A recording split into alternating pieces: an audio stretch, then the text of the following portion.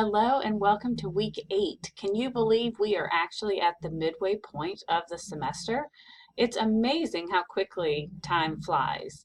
And so we are definitely going to be sprinting towards the finish.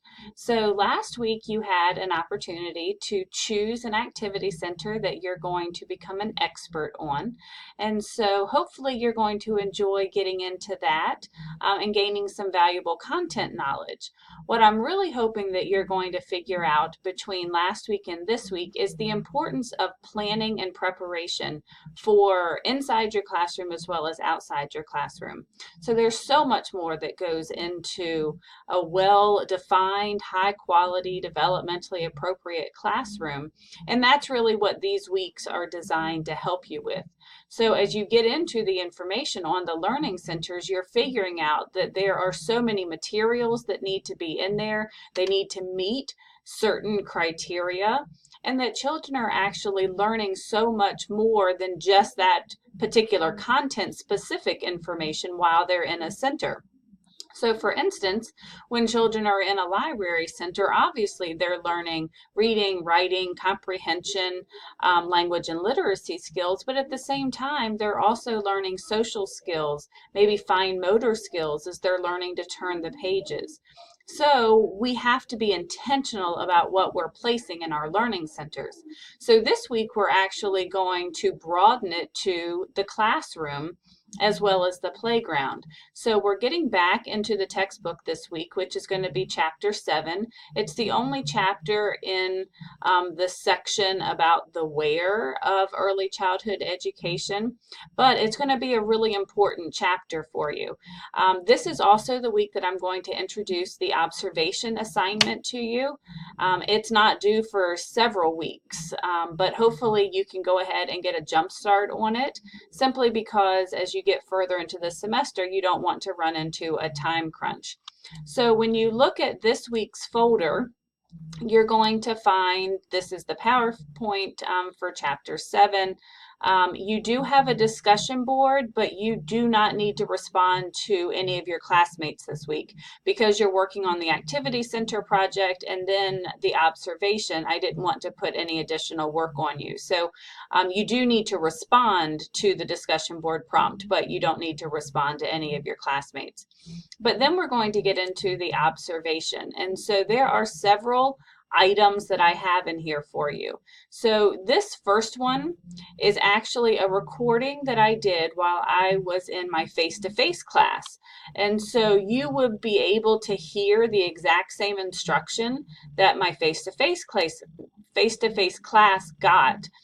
The assignment is exactly the same whether you take this class face-to-face or online. But if you wanted to actually hear the instruction, then this is where you're going to go. Don't be surprised if it asks you for a prompt to get access to it. If it doesn't immediately let you get in, then it will send me an email asking me to grant you access. And I'll go ahead and I'll do that as soon as I get that email. But hopefully it will let you go directly in there. One thing about this green arrow, it's the program is Panopto, and we use it so that we can record our sessions as well as it picks up what we're doing on the screen. But if it prompts you to log in, make sure that you log in using Blackboard. There will be a drop-down menu and it will say Panopto or Blackboard Production. You want to use the Blackboard Production because then you just use the same login that you do when you're regularly going into Blackboard. But again, if you have any trouble getting into it, let me know. This is a letter that you can take to the center where you're going to do your observation. So I'm trying to make sure that I'm kind of easing your way in there so that directors know what it is you're going to be doing, how long you're going to be in there, and that you're not going in to judge them. You truly are going in just to be able to apply the information that you're learning. So you can take the observation letter in. Here are the instructions for completing the observation assignment, but I'm actually going to go through the template so that you can see what you're going to be doing. This is a PowerPoint that you're going to need to review before you go and do your observation. It's just going to give you some really great pointers about what you're hopefully going to see that's going to be indicative of high quality. This is just a checklist for your own resource about high quality classrooms. But this PowerPoint, as well as the template, are going to be the things that are going to help you the most. So this is a very, very detailed PowerPoint that I created that goes through each and every item that you're going to have to look for in your observation. So if you look at the observation template, you're going to see that I created it in Microsoft Word so that all you have to do is type directly into it. My suggestion to you is to print this out and then take it with you as you write your notes during your observation. But when you submit it, it does need to be typed. I do not need your handwritten notes. But the other thing to remember is I'm not going to be there, so I can only base my evaluation of your work on how detailed you are in this table.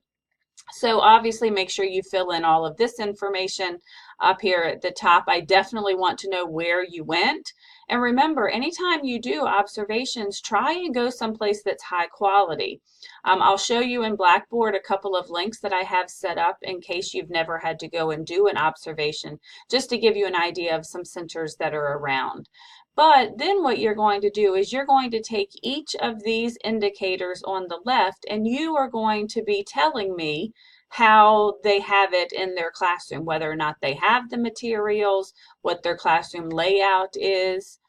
And so you'll see that the table is about 2 pages, and then there is a conclusion. Please know that I grade the conclusion pretty hard. And the reason is that after you've spent all of that time in the classroom, I want you to be able to really make a good analysis of that particular classroom. Would you consider them developmentally appropriate? Would you consider them high quality? And why? Use the examples that you're going to have in your table to be able to support your answer. So this really is something that I'm going to be looking hard at, because I think that this is the application piece. This is just simply writing down what it is that you're seeing. This is being able to take everything that you saw and really put it into a nice concluding paragraph about what you think they do well, what kinds of things maybe they need a little bit of improvement, and even if you have any suggestions for how they can improve. So that's what the template looks like. And so now that you've seen the template and you've seen each of the little blocks that you're going to be filling in, then you can go to the PowerPoint that I created. And so the beginning is just going to give you, again, all of this introductory information. But what you're going to notice is for every single part of that table, I've created a slide that tells you exactly what it is that you're going to be looking for. So for instance, describing the space, remember to give a detailed impression. When you're looking at the routine care equipment, do they have individual cubbies? Do they put things on coat hooks? So every single item that you're going to be looking at has its own slide that tells you exactly what it is that you should be seeing, hopefully. And if not, then you write it down. Remember, this is not a judgment. If you go into a classroom that doesn't have some of these things, that's not going to affect your grade. What I want to see is how detailed are you being? How well are you paying attention to the little details that actually matter? So hopefully that PowerPoint, as well as the instruction that I gave in my face-to-face class, will be helpful to you. So when you are looking at this week, really, it's going to be about Chapter 7. It's a continuation of the learning centers. And then we're stepping it up and we're actually going to be looking at the physical environment as well. So Chapter 7, discussion board, no responses required. Continue working on your activity center presentation.